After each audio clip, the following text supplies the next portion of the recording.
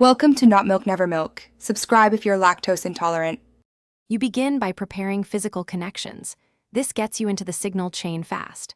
First, identify the console outputs and the computer or audio interface inputs, because matching connectors avoids impedance mismatch and noise. Once done, choose the proper cable, XLR to interface, TRS, or an RCA USB adapter, and plug console outputs into the interface inputs. Make sure levels are set low, power the console and interface. Then connect the interface to your computer so the OS detects the device.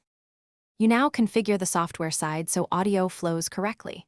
Install any required drivers, because proper drivers reduce latency and ensure full functionality. Restart if needed. Next, open your operating system sound settings and any DAW, and select the audio interface as the input device. Make sure sample rate and buffer size are appropriate, 44.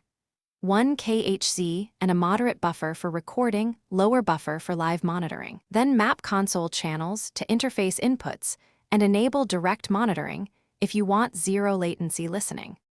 You finish by verifying levels and handling common problems. This seals the setup. Do a full sound check.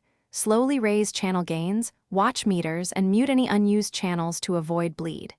If you hear latency or dropouts, increase the buffer size, update drivers, or switch USB ports. These steps often fix interruptions. For hums or buzz, check cable integrity and ground loops. Use balanced XLR or TRS connections to minimize interference. If all else fails, restart devices and Thanks for watching. If this was helpful, leave a like and consider subscribing. See you next time.